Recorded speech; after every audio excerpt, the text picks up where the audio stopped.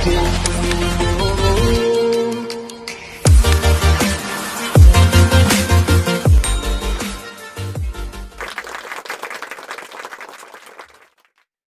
lagi bersama saya Agus Siragumelar dalam acara Beyond Education Podcast. Dan selamat siang semuanya viewers Beyond Education Podcast. Kali ini kita akan membahas lagi, sharing-sharing lagi terkait materi tentang motivasi, coaching, dan juga parenting, dan juga materi-materi pendukung lainnya. Dan juga kita akan membahas tentang Q&A dari pemirsa setia Beyond Education Podcast. Dan jangan lupa, ketika dirasa bermanfaat, dirasa bisa berubah sesuatu itu, jadi apa gitu. Langsung saja di subscribe, dan juga ketika sudah di subscribe jangan lupa di share ke teman-temannya, ke kerabatnya, ke orang tua, siapapun itu.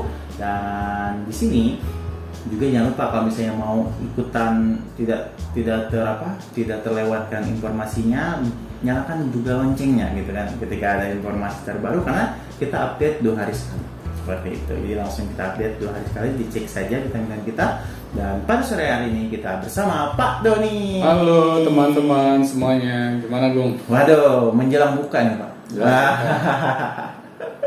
Menjelang buka biasanya yang dipikirin itu adalah sesuatu yang bisa membuat kita kenyang. Apa yang membuat kita kenyang?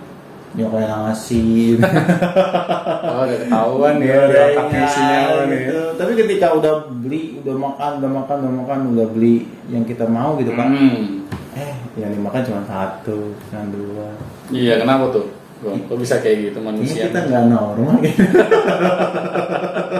Kita. Iya sih, memang terkadang menjadi manusia itu membingungkan Pak. Iya benar. Oke. Nggak ada yang nanya ya? Iya, yang saya bingung ada yang nanya nih Pak, terkait tentang ini saya namanya Petris, dia 21 tahun mahasiswa. Sejak kecil saya adalah seorang yang pemalu. Nah, ya bayangkan ada manusia pemalu nih Pak. Dan saya tergolong orang yang introvert, mengaku introvert.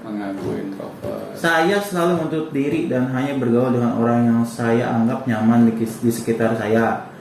Dan saya tidak mudah beradaptasi dengan lingkungan yang baru.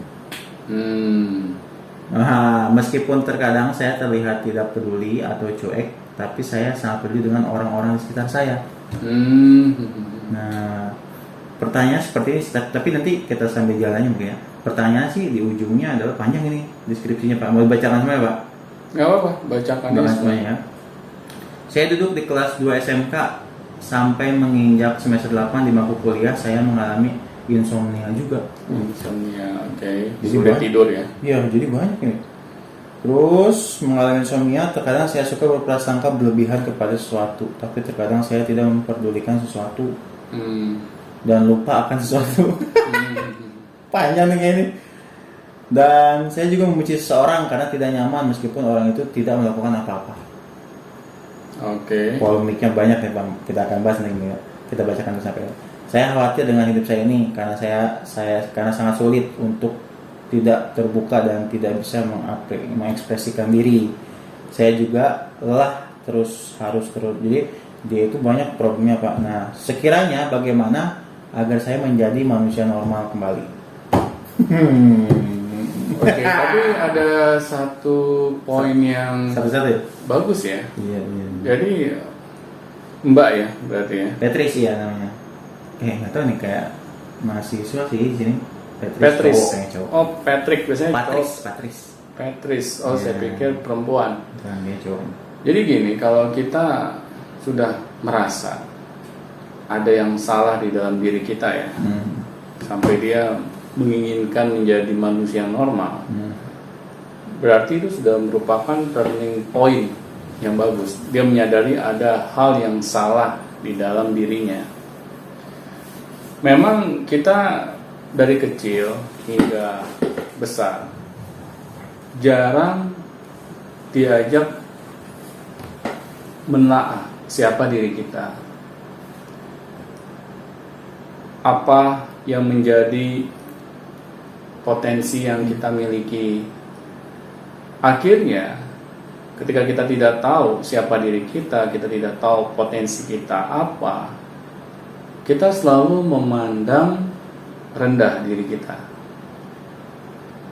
Karena kita tidak tahu apa nih yang bisa kita kontribusikan buat sesama, buat orang lain. Akhirnya kita tidak melihat ada sisi positif di dalam diri kita. Nah, ini masalahnya kalau ini dibiarkan berlarut-larut gitu. Iya. Jadi merasa kayak bersalah terus ini.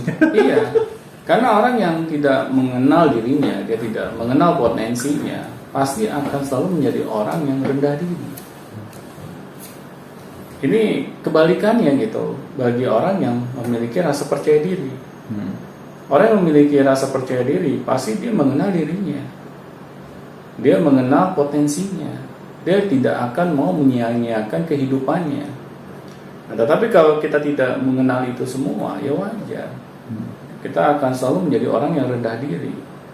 Yang tadi orang tersebut ungkapkan ya, berbagai macam hal yang kata-kata yang negatif. Iya, pemalu lah, introvert. Iya. Itu kan semuanya diucapkan oleh orang-orang yang tidak memiliki rasa percaya diri. Malah dia bilang sejak kecil loh, Pak. Iya. Itu dikasih tahu sama siapa? Berarti dia sudah merasakannya. Dia ngeh kayak dari kecil. Iya. Ya? Oh, iya. Anak kecil kan bukan berarti anak yang bodoh gitu.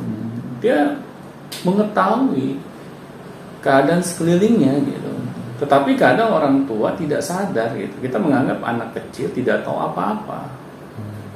Jadinya kita biarkan aja gitu anak kita menyelesaikan problema yang ada di dalam dirinya tanpa adanya bimbingan dari orang tua, apalagi guru gitu.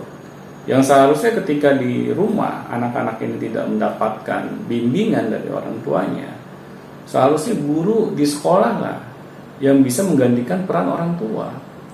Tetapi kalau di dua tempat ini anak-anak tidak mendapatkan supporting system yang bagus, akhirnya anak-anak ini akan sulit gitu dalam cara pandang dia melihat dirinya. Nah, jadi di sini saya tidak menyalahkan ya.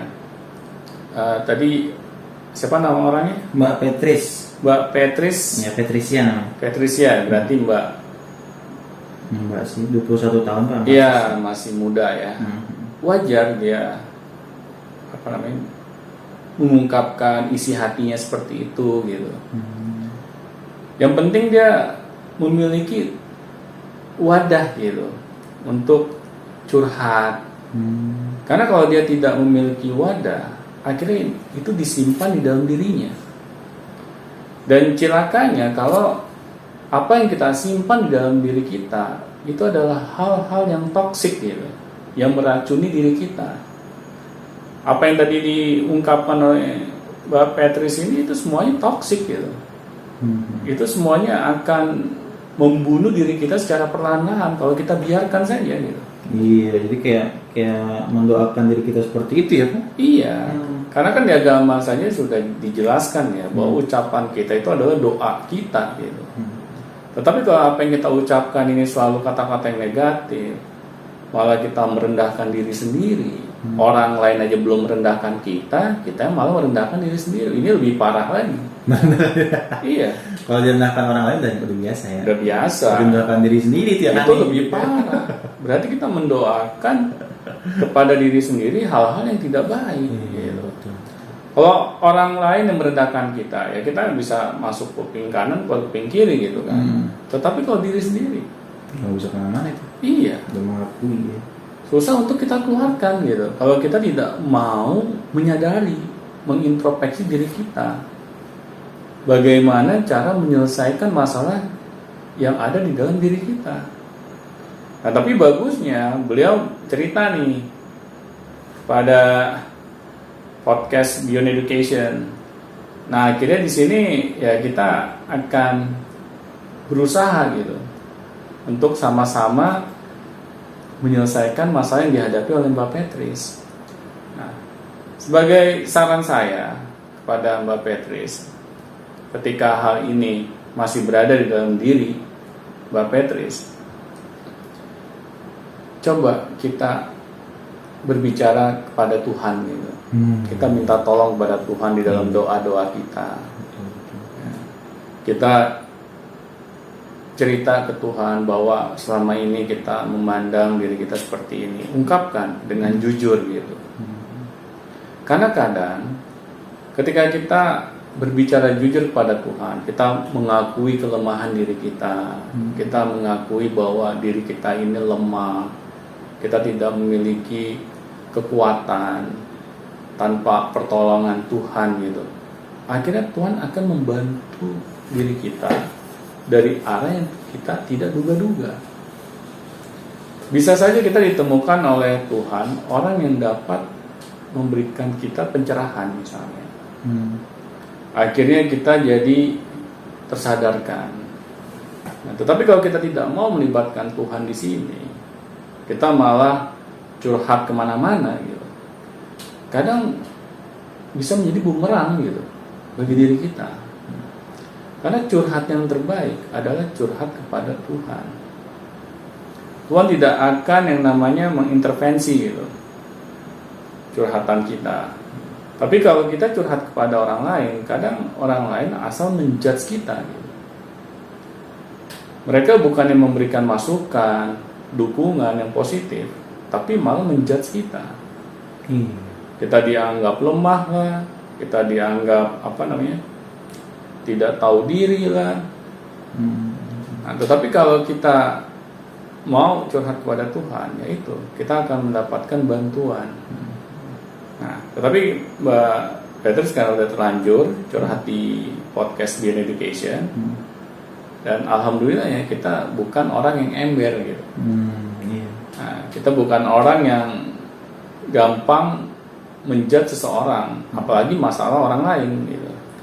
Karena belum tentu loh kalau kita merasa gitu bahwa Mbak Petrus dengan bercerita ini bahwa dia menunjukkan kelemahannya, belum tentu. Malah Mbak Petrus ini menunjukkan kekuatannya, bahwa dia berani gitu mengungkapkan kepada orang banyak bahwa dia ini butuh pertolongan gitu.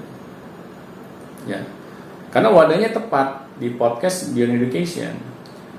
Karena kan kita di podcast ini berusaha gitu menjadi problem solver gitu. Iya, membantu gitu. Iya. Bagi masalah-masalah yang ada di masyarakat. Kita berusaha mencari jalan keluarnya gitu bersama-sama. Bukan berarti kita yang paling benar, nah, tetapi kita di sini mencoba mencari solusinya. Kan lebih baik ya menjadi problem solver dibandingkan menjadi troublemaker. Troublemaker. Iya sih, kalau saya lihat sih Pak dari kata-katanya pun Mbak Petrus ini sebenarnya sering sekali mengatakan bahwa saya Iya. Saya selalu menutup diri. Iya. Saya seorang yang pemalu. Terus saya tidak mudah beradaptasi. Terus saya terlihat tidak peduli. Iya. Semuanya kata-kata yang negatif. Iya, negatif. Dan sehingga ketika itu diulang-ulang gitu kan, di repetition, terus misalnya dia dan menyatakan bahwa diri itu benar seperti itu, ya sudah, akan menjadi diri.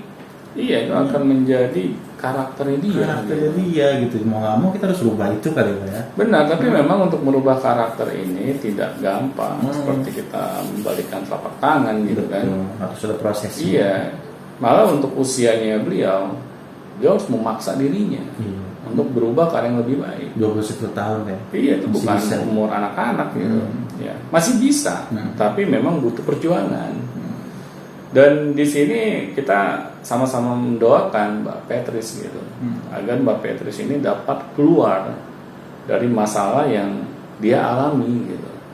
Karena kan kita juga tidak tahu ya mengapa dia sampai memiliki masalah-masalah seperti itu, apa penyebabnya? Iya, Pasti ada penyebabnya di sini. Nggak mungkin orang punya masalah nggak ada penyebabnya.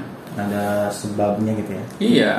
Apakah dari cara didik orang tua kita dulu, yang senangnya meremehkan kita, yang senangnya menjudge kita, yang senangnya membanding-bandingkan kita. Jadi banyak segi yang membuat kita itu bisa seperti Mbak Petrus gitu. Tapi karena kita di sini belum tahu penyebabnya apa, Mbak Petrus hanya mengungkapkan saja hal-hal yang dia rasakan, ya sudah, nggak apa-apa. Kita di sini mencoba membantu, tetapi masih kita berusaha meraba-raba agar apa yang kita coba ungkapkan di sini untuk menyelesaikan masalahnya Mbak Petrus, ya mudah-mudahan ada satu atau dua hal yang dapat membantu beliau. Jadi faktor eksternal tuh mempengaruhi juga, Pak ya? Pasti. Faktor eksternal mungkin dari pola asuh dan lain-lain juga bisa menyebabkan manusia itu tidak normal. Benar. Malah pola asuh itu yang paling penting. Karena apa? Karena ketika anak dididik dari kecil dengan rasa kasih sayang yang melimpah, pasti ketika dia besar, dia memiliki rasa percaya diri yang kuat. Tapi beda ya memberikan kasih sayang dengan memanjakan ya. Iya betul. Di sini harus dibedakan. Karena kalau rasa kasih sayang, kita memberikan kasih sayang karena anak itu membutuhkan. Tetapi kalau memanjakan, anak nggak butuh kita kasih. Nah ini beda lagi gitu. Malah kalau kita memanjakan, kita mematikan potensi anak itu. Ini malah yang lebih bahaya gitu. Nah, tetapi kalau kita memberikan kasih sayang yang melimpah kepada anak, kita memberikan dukungan, kita membangkitkan motivasinya dia, rasa percaya dirinya dia, ya insya Allah dia akan menjadi anak yang kuat mentalnya. Jadi ketika dia menghadapi masalah nih di luar, dia menghadapi orang-orang yang mengesalkan gitu, mengecilkan, dia akan tahan banting. Dia akan menganggap omongan-omongan orang yang negatif seperti itu ya seperti angin lalu aja. Karena gue gak merasa kayak itu. Kenapa gue harus memandang diri gue rendah? Ya kan? Iya, benar. Emang penanaman dari awalnya.